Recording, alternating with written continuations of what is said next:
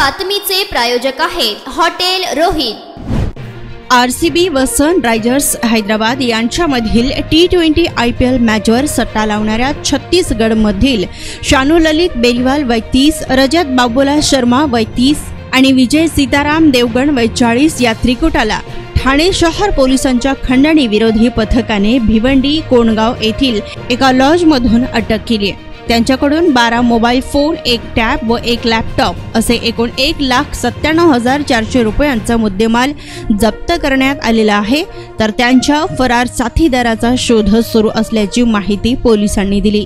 विशेष कृती दल तसेच खंडणी विरोधी पथकास मिळालेल्या माहितीच्या आधारे त्यांनी सापळा रचून गुरुवारी 25 एप्रिल 2024 रोजी भिवंडी कोंडगाव येथील हॉटेल KN पार्क येथे छत्तीसगड येथील अटकेतील त्रिकुटाला RPL मॅचवर सट्टा लावून जुगार खेळताना पकडण्यात आले।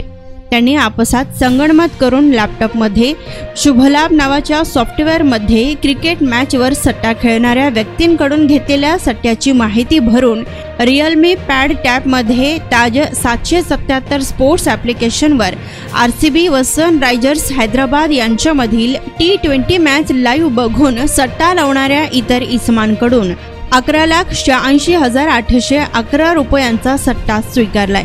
तसेच रेडमी 9 कंपनीच्या मोबाईलमध्ये सुपर असिस्टंट ॲप्लिकेशनमध्ये फरार सट्टेबाज जानू याची 19 नंबरची बुकीची बेटिंग लाईन घेऊन तिच्यावर 7,03,000 रुपयांचा सट्टा लावला। सट्टा खेळण्याकरिता शासनाची दिशाभूल करण्याच्या उद्देशाने बनावट कागदपत्राच्या आधारे सिम कार्ड घेऊन शासनाची व मोबाईल कंपन्यांची फसवणूक केली। या प्रकरणी कोंडगाव पोलीस ठाण्यात गुन्हा दाखल करण्यात आलाय। तर या तिघांना अटकही करण्यात आली। तसेच त्यांच्याकडून 1,97,400 रुपयांचा मुद्देमाल जप्त केला गेलाय। तर यावेळी ते छत्तीसगड येथून IPL मॅचवर सट्टा लावत असल्याचे समोर आले आहे। ही कारवाई विशेष कार्यदल गुन्हे शाखेचे सहाय्यक पोलीस आयुक्त शेखर बागडे यांच्या मार्गदर्शनाखाली खंडणी विरोधी पथकातील पोलीस निरीक्षक वनिता पाटील यांच्या पथकाने केली।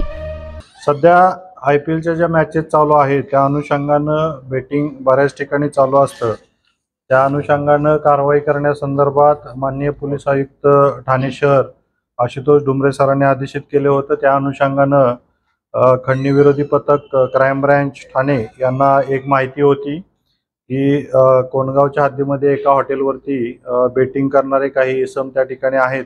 अशी माहिती मिळाल्यानंतर ACP special task force Shekhar Bagde साहेब, ACP डिटेक्शन 2 डोंगरे साहेब यांच्या मार्गदर्शनाखाली API टरमाळे साहेब, API गोरे साहेब, API कापडनीस साहेब आणि PSI राठोड आणि त्यांची पूर्ण टीम याने त्या ठिकाणी ट्रॅप आयोजित केला। त्या ट्रॅपमध्ये आपल्याला त्या हॉटेलमध्ये 3 आरोपी आपल्याला मिळून आलेले आहेत आणि त्यांच्याकडे जवळजवळ 12 मोबाईल आपण हस्तगत केलेला आहे, 1 लॅपटॉप, 1 टॅब असे एकूण आणि बाकी काही कॅश त्याच्यामध्ये मिळालेले आहे। तर यामध्ये जे 3 आरोपी आपल्याला मिळाले ते शानू ललित बेलीवाल, रजत बाबूलाल शर्मा आणि विजय सीताराम देवगण असे 3 आरोपी त्याच्यामध्ये आपण अरेस्ट केलेले आहेत।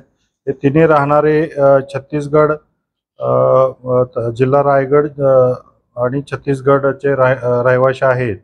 आणि याच्यामध्ये जो ॲप आहे शुभलाभ म्हणून एक ॲप त्यांनी वापरलेला आहे आणि दुसरा आहे एक टॅबमध्ये ताज 777 असा एक त्यांच्यामध्ये ॲप्लिकेशन वापरलेला आहे आणि दुसरं सुपर असिस्टन्स असे 3 ॲप त्याच्यामध्ये त्यांनी वापरलेले आहेत। त्याचं आता इन्व्हेस्टिगेशन पुढे चालू आहे। त्याच्यामध्ये आणखीनही काही माहिती मिळत आहे की याच्यामध्ये आणखीनही काही वरच्या ज्या लिंक्स आहेत त्या डेव्हलप होत आहेत।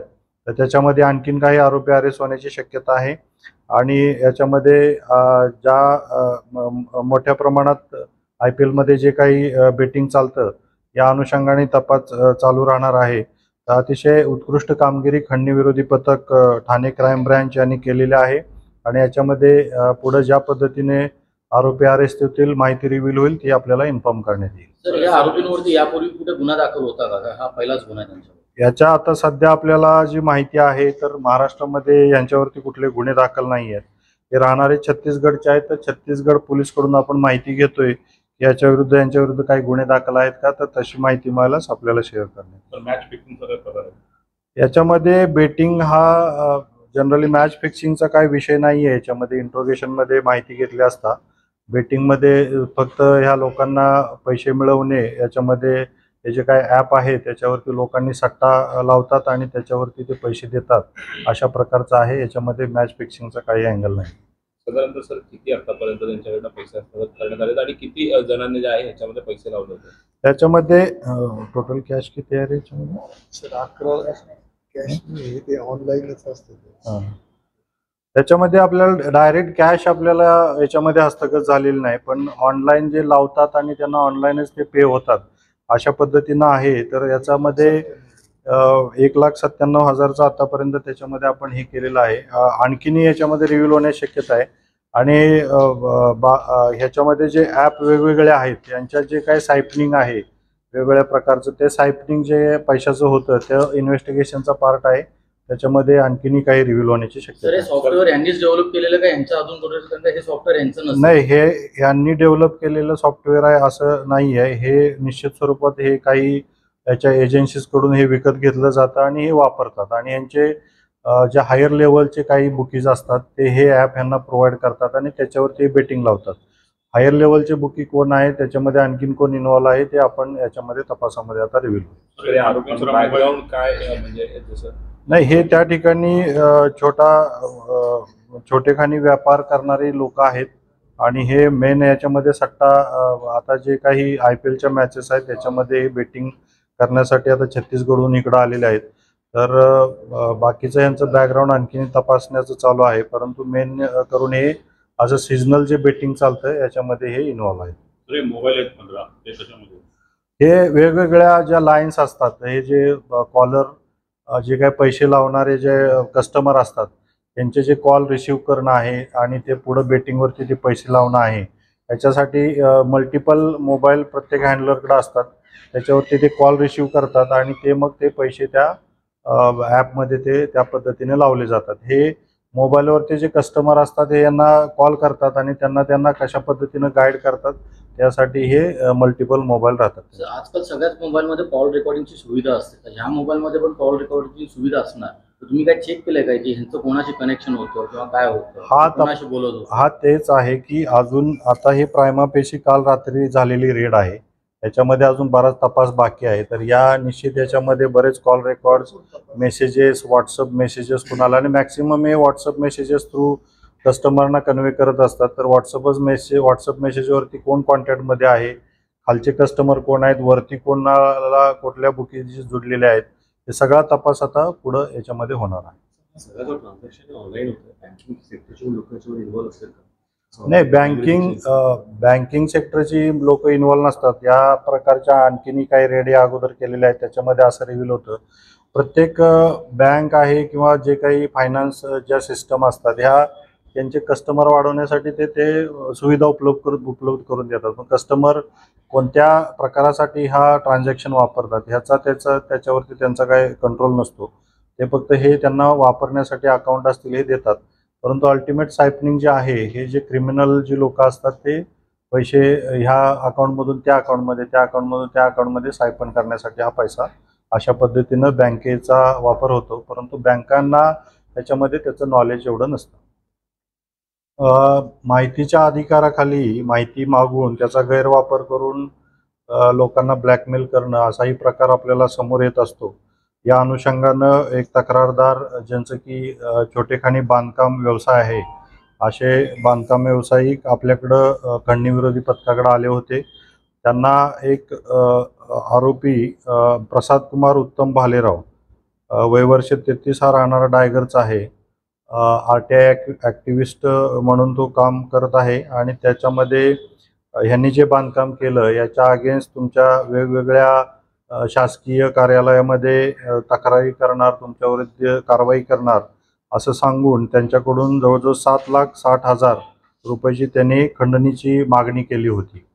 या प्रकारची बातमी खंडणीविरोधी पथकाकडे आल्यानंतर स्पेशल टास्क फोर्सचे ACP शेखर बागडे साहेब, ACP डिटेक्शन 2 डोंगरे साहेब, API टरमाळे साहेब, API गोरे साहेब, राठोड साहेब आणि कापडणी साहेब यांच्या पूर्ण टीमने या ठिकाणी सदर जो आरोपी आहे याच्या विरुद्ध व्यवस्थित एव्हिडन्स गोळा करून व्यवस्थित रेकॉर्डिंग करून त्याच्यामध्ये फुल प्रूफ तयारी करून या जो खंडणीखोर जो आहे प्रसाद कुमार उत्तम भालेराव याला ट्रॅप करून याला अरेस्ट केलेला आहे आणि याच्या विरुद्ध आता आपण शिरडायगर पोलीस स्टेशनला गुन्हा रजिस्टर नंबर 874/24 384 385 387 506-2 170 IPC याच्यानुसार गुन्हा दाखल करण्यात आलेला आहे।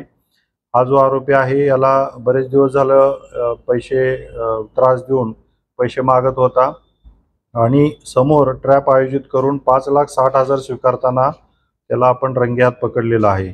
तर आता आपल्याला हा आरोपी कस्टडीमध्ये आहे। याच्या विरुद्ध आणखीनही काही याने अगोदर कुणाला त्रास दिलेला आहे आणि त्रास देऊनही कंप्लेंट समोर आलेले नाही अशा अँगलनेही तपास चालू आहे। आणखीन काही याच्यावरती आतापर्यंत तरी गुन्हे दाखल आहेत असं काही माहिती आपल्याला मिळालेली नाही आहे, परंतु आणखीन काही लोकांना यांनी त्रास दिलेला आहे अगर कसे याबाबत तपास चालू आहे। तर अतिशय चांगली कामगिरी खंडणीविरोधी पथक ठाणे क्राईम ब्रँच यांनी या ठिकाणी केलेले आहे आणि सध्या तो आरोपी आपल्या कस्टडीमध्ये आहे। पुढील तपास चालू आहे।